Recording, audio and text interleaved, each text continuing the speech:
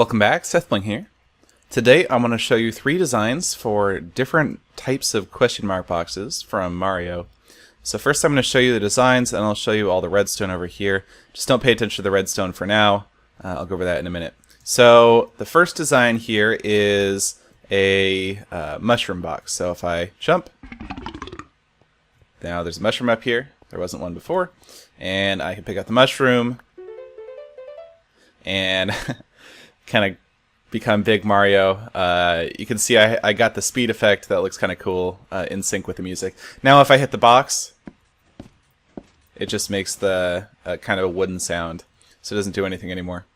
The next one here is a coin box. Now this is modeled off of the type of coin box where basically there's a set amount of time after the first hit that you can grab coins.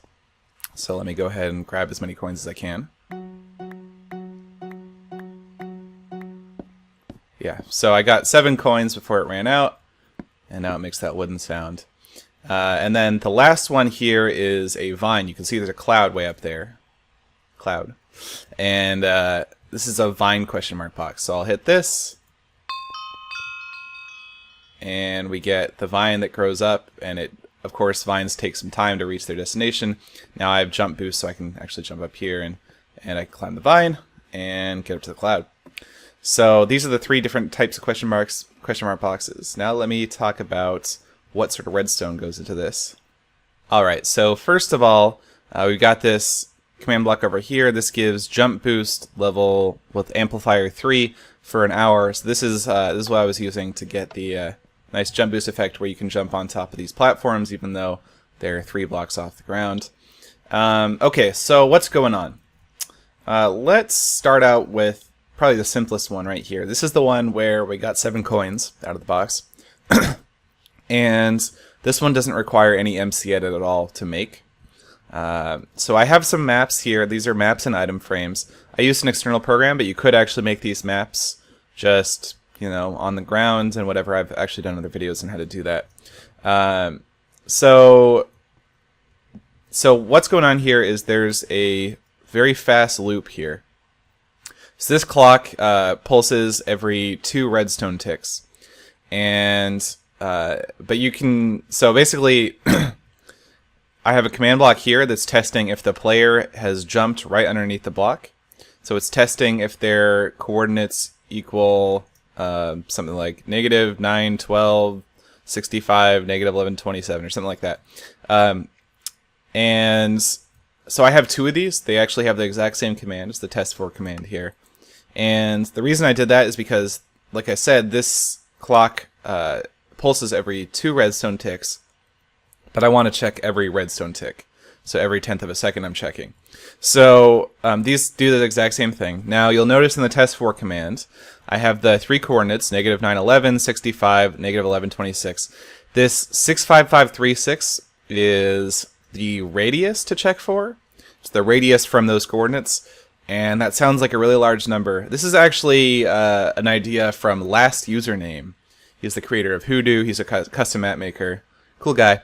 And basically this 65536 causes an integer overflow so that it becomes equal to a radius of 0. You're not actually allowed to use a radius of 0 in test4. If you just put a 0 here, it wouldn't work. So 65536 is kind of a hacky way to get around that by using integer overflow. So it's basically only testing the exact square where these coordinates are, rather than having a radius of 1, which tests some nearby squares as well. So that's what the test4 commands are doing here. Now when the test4 is successful, it means that somebody is hitting the box because they are occupying the space just underneath the box. And so that gives the coin to the player, and then it also plays some sounds, just some harp sounds for the player using command blocks. Now the first time that happens, this is also going to send a pulse through the repeaters here, and we have an RS NOR latch. Now the redstone here is what's keeping this on and keeping the clock going. When the RS NOR latch gets flipped, this one is going to be the one that's going, and we have some identical test4. These are the exact same test4s as these, So basically, this clock will turn off, this one will turn on, and the test fours will just cause the dig.wood sound to play, and that's what causes the sound to play. So if you watch the RS NOR latch here, you'll notice it turns off after I grab 7 coins, and I'll go ahead and do that. And you can see the repeaters over there also being active. And so the RS NOR latch turned off, and now you can see the clock over here is on instead. So that's what causes the coin box to deactivate after a certain amount of time. So that's how that one works. Next, let's go over to the mushroom one. Okay, so we're using the same trick here with the test 4, using 65536 as the radius. When that happens, it's going to trigger a couple things. First of all, it'll trigger this piston, which pushes the block, the redstone block. This is not a sticky piston, so this is why it only is able to be activated once. Pushes the piston, and that triggers this this spawner that looks like a structure spawner, but it actually spawns a mushroom. And so it spawns that mushroom right on top of the block here. And then it also triggers these sounds, random dot burp at different pitches, and that's what causes the sound when the mushroom comes out of the box. So let me go ahead and do that, and that's what causes that burp sound. Sounds kind of funny, but I think it's not a bad approximation of what the sound is actually like. And so now we can see the redstone block here is pushed, and these sound command blocks aren't going to get triggered again because they're being powered. So then over here we have the thing that actually deals with the mushroom, and we have clear at P40. So this basically just perpetually trying to clear the mushroom from the player's inventory. When it successfully does that, it plays a bunch of sounds. And then in sync with those sounds, it also gives speed 1, speed 1, speed 2, and speed 3. And so that's what causes the FOV to change as I grab the mushroom. So we'll hear the sounds and we'll see the FOV change. There we go. And I really like how the FOV changes in sync with the music. I think that looks really, really cool. So that's how the mushroom one works. Okay, now we're on to the vine. This is actually very similar to the mushroom one. Except instead of spawning a mushroom, it uses the structure spawner to spawn a set of vines up to the cloud. It actually spawns a ladder with green wool behind it, and I wanted it to spawn vines, but it wouldn't work. Okay, so notice we've got this block 36 back here. This is actually integral because the green wool will actually fall down here. But yeah, we've got the exact same thing going on. We got the clock, we've got the test 4 with 65536 as the radius. And that pushes a redstone block, just like before. It plays that sound, and then it spawns this, or triggers this vine spawner here. That's what spawns the vine. And then once it's pushed the block, it's going to, we've got another one of these clocks with the test 4s, and it's going to play the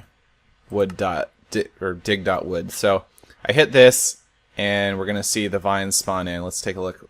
Oh. A little bit more carefully. Okay. There we go. I don't think I was quite centered on the block. And so we'll see, all the ladders coming in and everything.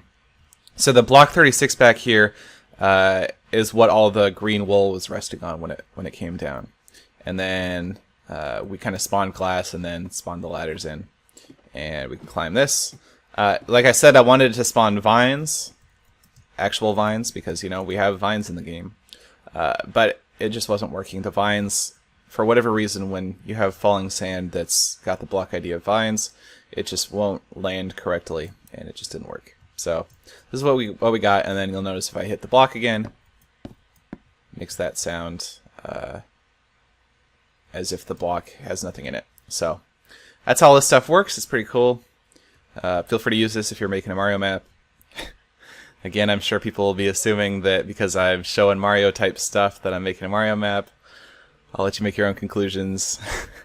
But I've done this a lot of times before, made Mario stuff, and haven't made a Mario map out of it. Anyway, let you make your own conclusions about that. But that's all I got for you for today. Thanks for watching.